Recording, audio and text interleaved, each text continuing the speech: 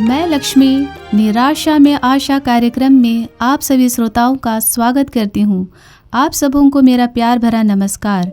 और आज का हमारा विषय है अपने आंसू व्यर्थ खर्च मत करो। आंसू हमारे जीवन का एक हिस्सा है।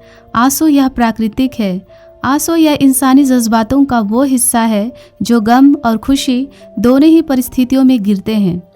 हम अपने आंसुओं को नियंत्रित नहीं कर सकते हैं, लेकिन हमें भी अपने आंसू की कीमत पहचानने की आवश्यकता है कि किसके लिए और कौन सी वजह से और किसके सामने हम आंसू बहा रहे हैं।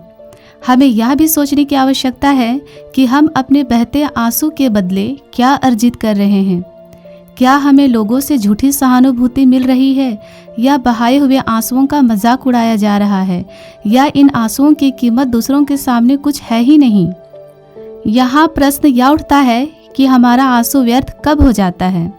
जब हम परमेश्वर की इच्छा के विपरीत और अपनी ही स्वार्थ को पूरा करने के लिए परमेश्वर से कुछ मांगते हैं और हम रोते हैं, तो ऐसी स्थिति में हमारा आंसू बहाना व्यर्थ हो जाता है।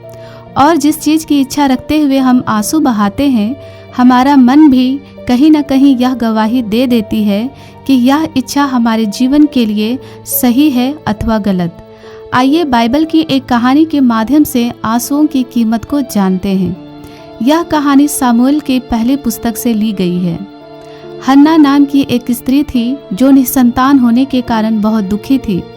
हन्ना के एक भी बच्चे ना होने के कारण कुछ लोगों के द्वारा उसका उपहास किया जाता था, उसे ताना दी जाती थी।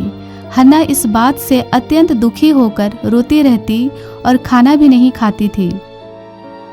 पति के समझाने पर हन्ना खाना पीना करने के बाद उठी और परमेश्वर के भवन में गई और पूरी व्याकुलता और दुख से भरकर परमेश्वर से अपने संतान के लिए प्रार्थना करने लगी और बिलख बिलख कर रोने लगी।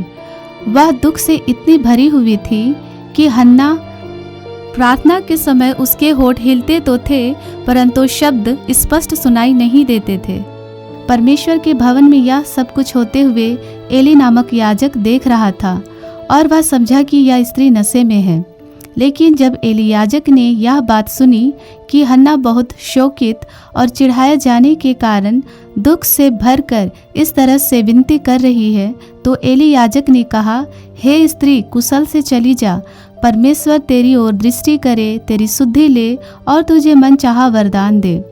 तब हन्ना परमेश्वर के भवन से चली गई और वह कभी उदास नहीं हुई। कुछ दिनों पश्चात हन्ना गर्भवती हुई और उसने एक पुत्र को जन्म दिया। इस कहानी से हमें यह सीख मिलती है कि हमें भी हन्ना की तरह अपने आंसुओं की कीमत पहचाननी होगी। अपने जीवन की प्रत्येक इच्छा को परमेश्वर की सहमति में सौंपते हुए और हमारी निर्बलताओं में परमेश्वर के सामर्थ्य को ढूंढते हुए हमें परमेश्वर में बने रहने की आवश्यकता है।